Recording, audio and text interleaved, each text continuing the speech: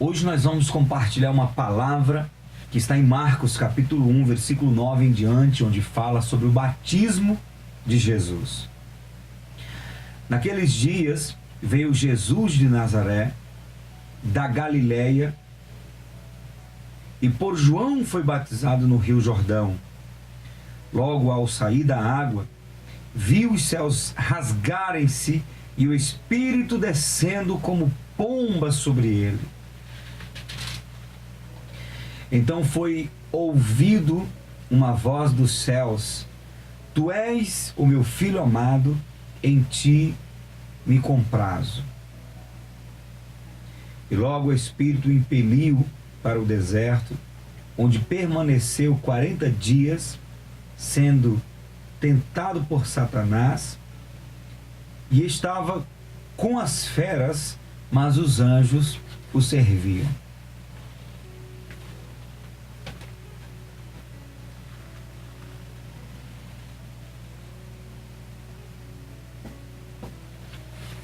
Jesus foi batizado pelo profeta João Batista. E quando você vai perceber a resistência que o próprio profeta teve, quando ele tem a oportunidade de batizar o Filho de Deus, quando você vai ver o mesmo texto em Mateus capítulo 4, João diz: Senhor, eu é que preciso ser batizado por ti. Vens tu a mim? E Jesus diz: convém cumprir toda a justiça. A primeira coisa que eu quero trazer aqui nessa palavra, meu querido, minha querida, é que Jesus, como Filho de Deus, se submeteu ao batismo. Quando chegamos em João capítulo 13, versículo 15, o Senhor Jesus vai dizer: eu vos dei o exemplo, para que assim como eu vos fiz, façais vós também. Então o Senhor Jesus nos ensinou que deveríamos passar pelo processo do batismo.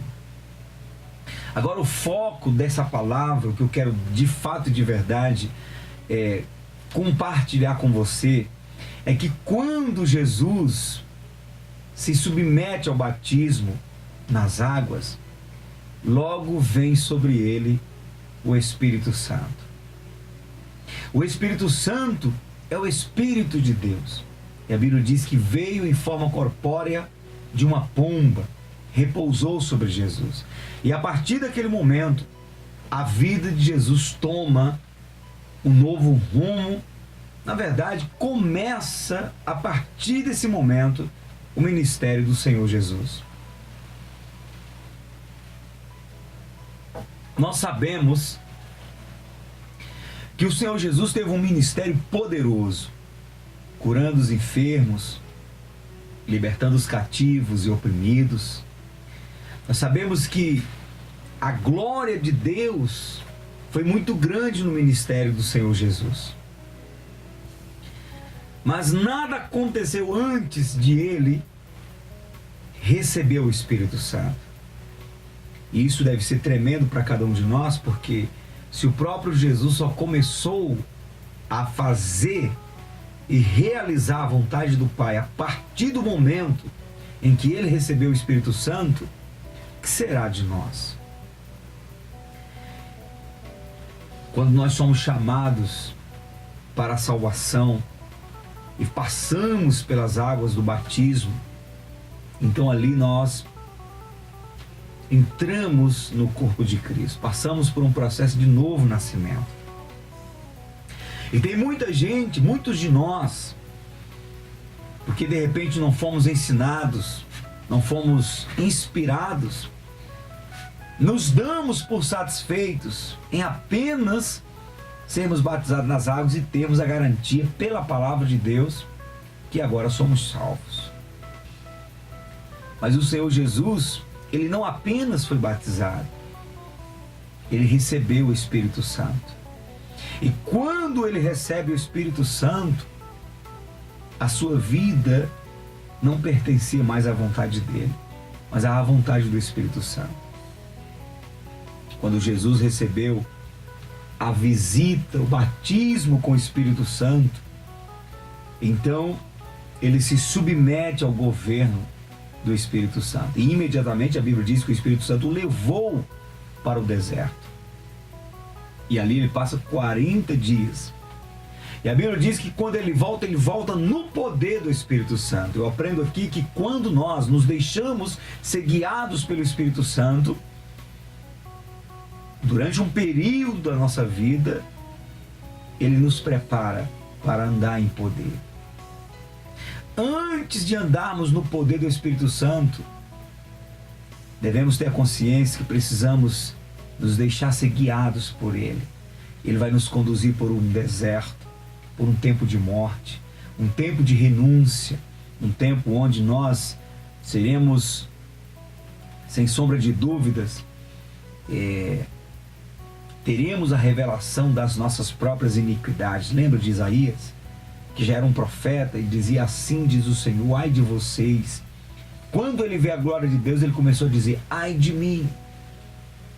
Quando o Espírito Santo nos conduz ao deserto, ele nos conduz justamente para mostrar quem nós somos, as áreas da nossa vida que precisam ser mudadas. No caso de Jesus, que não tinha pecado, eu creio que a área em que Jesus precisou ser trabalhado foi a área da dependência.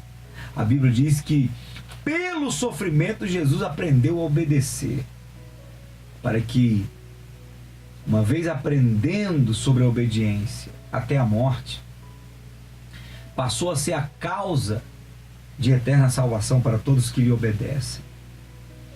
Então Jesus aprendeu a ser filho, e filho obediente. No nosso caso, quando o Espírito Santo nos conduz a algum deserto da vida, nos conclama a tirar um período de jejum, um período de oração mais intensa, então o Senhor está querendo nos ensinar e nos mostrar quem nós somos e lapidar a nossa vida, tirar a iniquidade, tirar o pecado, tirar tudo aquilo que ainda incomoda a Deus, que ainda representa resistência ao Espírito de Deus. Agora, quando o Senhor Jesus foi cheio do Espírito Santo, a Bíblia diz que a voz do Pai Celestial ecoou no universo, dizendo: esse é meu Filho amado, em quem eu tenho prazer. Quando nós somos cheios do Espírito Santo, podemos nos preparar para ouvir a voz do Pai dizendo: eu te amo, você é o meu prazer. Só existe uma maneira de sermos o prazer de Deus, de agradarmos o coração de Deus, é sendo cheios do Espírito Santo. Porque uma vez o Espírito Santo habitando dentro de nós, nós viveremos uma vida agradável ao Senhor, porque a Bíblia diz que quem vive na carne não agrada a Deus. Mas se vivemos pelo Espírito, mortificando as obras da carne, nós viveremos e agradaremos ao Senhor. E então, querido, querida, o caminho de agradar a Deus é o caminho da obediência, é o caminho de sermos cheios do Espírito Santo. Aí, quando nós somos guiados pelo Espírito Santo, biblicamente falando, inauguramos também um tempo de poder. Quando Jesus volta do deserto, passou esse período onde ele aprende a ser guiado pelo Espírito. A Bíblia diz que ele volta no poder do Espírito, e no capítulo 4, versículo 18 de Lucas, o Senhor Jesus pega a palavra e ele cita um texto que estava referindo-se a ele mesmo, e ele diz: o Espírito do Senhor está sobre mim, porque me ungiu para evangelizar os pobres. Enviou-me a curar os quebrantados do coração, dar vista aos cegos, a pôr em liberdade os oprimidos e anunciar o ano aceitável do Senhor. Quando Jesus volta desse tempo de comunhão com o Espírito Santo, ele volta pronto para cumprir o ministério. Teve momentos em que Jesus abre a boca dizendo assim: olha, a minha comida e a minha bebida é fazer a vontade daquele que me enviou. Jesus agora vivia para o Pai. O Espírito Santo é o Pai, foi aquele que gerou Jesus no ventre de Maria. E agora Jesus era guiado pelo Espírito e agora fazia a vontade do Espírito. E como o apóstolo João escreve na sua primeira carta, capítulo 2, versículo 6, aquele que diz que está nele deve também andar como ele andou. Então eu conclamo aqui nessa palavra que você e eu possamos seguir o exemplo do Senhor Jesus, começando em sendo cheios do Espírito Santo. Os discípulos foram cheios do Espírito Santo. Saulo, quando se converteu, foi cheio do Espírito Santo.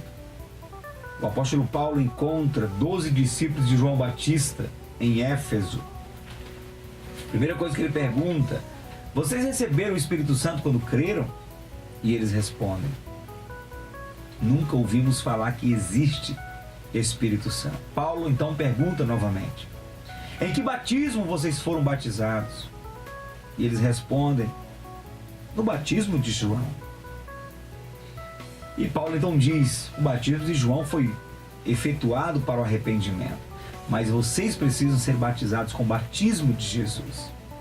E aí então eles aceitaram e Paulo batizou eles nas águas em nome de Jesus, e logo após impõe as mãos sobre eles e eles recebem o Espírito Santo e começam a falar em línguas e profetizar. Como os apóstolos priorizavam o enchimento, o preenchimento do Espírito Santo na vida de todos os que se convertiam naquela época. Quando os cristãos pararam de buscar o Espírito Santo, o avivamento se acabou. O clericalismo começou a dominar e tomar lugar do Espírito Santo, e criaram várias doutrinas dizendo que os moveres, que os dons, que o poder do Espírito Santo, o batismo com o Espírito Santo era apenas para os dias dos apóstolos, que agora, uma vez tendo as Escrituras Sagradas na mão, não precisa mais de ter dons, de ter o poder do Espírito Santo. Isso é uma mentira do inimigo.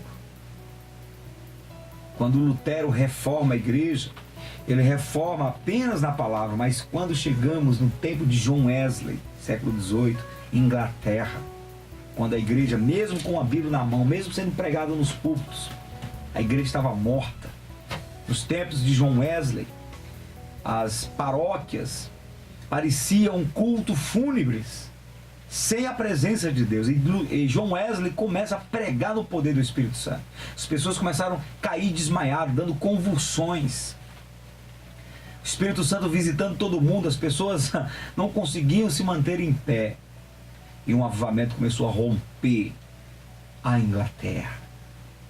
E as pessoas começaram a se arrepender de seus pecados e vinham multidões atrás de John Wesley para ouvi-lo pregar. E aí o ciúme bateu, clericalismo, os religiosos não aceitaram, expulsaram John Wesley das paróquias. E ele disse: não se preocupem, eu não tenho problema com isso. O mundo é o meu púlpito e os céus são o meu teto. E ele começou a pregar o evangelho. Um grande avivamento aconteceu na Inglaterra. E por que não lembrar de Charles Finney, Evan Robert Inglis, Smith Wigglesworth? Por que não lembrar de William Seymour, ali na Rua Azusa, em 1906, quando o avivamento veio, o Espírito Santo começou a visitar. 4 quarteirões de distância, as pessoas caíam debaixo do poder de Deus. Porque o Espírito Santo veio e inaugurou um tempo do mover pentecostal, onde o mundo inteiro hoje é incendiado pelo poder pentecostal, pelo avivamento, que começou na Rua Azusa, que começou, na verdade, ali em Gales, em 1903. Nós estamos no século XXI, estamos prestes a contemplar o arrebatamento. E eu sei que o arrebatamento não vai acontecer antes de um grande avivamento que vai preparar a igreja, o corpo de Cristo, a noiva do Senhor, para o encontro do noivo. Eu não quero ficar de fora desse avivamento que vai preparar a noiva para o arrebatamento.